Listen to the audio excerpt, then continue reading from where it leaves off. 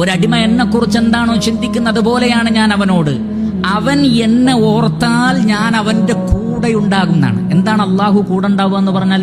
അള്ളാഹു ആകാശത്ത് നിറങ്ങി വന്ന് നമ്മുടെ കൂടെ നിൽക്കുമെന്നാണോ? അല്ല. അള്ളാഹുവിന്റെ ഹിഫ്ള്, അള്ളാഹുവിന്റെ സംരക്ഷണം ഉണ്ടാകും. അള്ളാഹു സുബ്ഹാനഹു വതആലയുടെ തൗഫീഖ് ഉണ്ടാകും. അള്ളാഹുവിന്റെ നിഅമത്തുകൾ ഉണ്ടാകും. പക്ഷെ അതിന് നമ്മൾ എന്ത് വേണം? നമ്മൾ നിരന്തരം അള്ളാഹു സുബ്ഹാനഹു വതആലയെ ഓർക്കുന്നവരായി തീരണം. 5 വഖ്ത് നമസ്കാരം. അള്ളാഹു സുബ്ഹാനഹു വതആല പറയുന്നത് വഅഖിമിസ് സ്വലാത ലിദിക്രി, നിങ്ങൾ നമസ്കാരം നിലനിർത്തണം. എന്തിനാണത്? ലിദിക്രി, എന്നെ ഓർക്കാൻ. അപ്പോൾ 5 വഖ്ത് നമസ്കാരം അള്ളാഹുവിനെ ഓർക്കാനുള്ള ഒരു സംവിധാനമാണ്. സൂറത്തുൽ അൻകബൂത്തിലെ 45-ാമത്തെ ആയത്തിലും ഇതേ കാര്യം അല്ലാഹു സുബ്ഹാനഹു വതആല പറയുന്നുണ്ട്. വഅഖിമിസ് സ്വലാഹ്, നിങ്ങൾ നമസ്കാരം നിലനിർത്തണം. നിശ്ചയം നമസ്കാരം നീചവൃത്തികളിൽ നിന്നും വെറുക്കപ്പെട്ടതിൽ നിന്നും നിങ്ങളെ തടയുന്നു. കാരണം അള്ളാഹുവിനെ ഓർക്കലാണ് ഏറ്റവും വലുത്.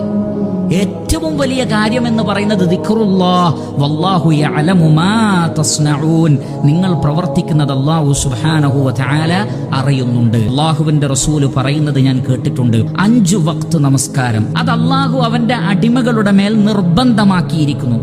ആരെങ്കിലും ആ 5 വഖ്തിലും നന്നായി വുളു എടുത്താൽ എന്നല്ല പറഞ്ഞത്, വളരെ നന്നായി വുളു എടുക്കുക, അതിന് നിശ്ചയിക്കപ്പെട്ട സമയത്ത് തന്നെ അത് നിർവഹിക്കുകയും ചെയ്താൽ അതിലെ റുകൂഉം സുജൂദും അതിലെ ഖുശൂഉം അഥവാ നമസ്കാരത്തിലെ ഭയഭക്തി, അള്ളാഹുവിനെ കുറിച്ചുള്ള പേടി, ആ ഏറ്റവും ശരിയായ ചൈതന്യത്തോടു കൂടിയുള്ള ആ നമസ്കാരം ആരെങ്കിലും പൂർത്തീകരിച്ചാൽ ആ വ്യക്തിക്ക് പുറത്തു കൊടുക്കാമെന്ന് അള്ളാഹു കരാർ ചെയ്തിരിക്കുന്നു.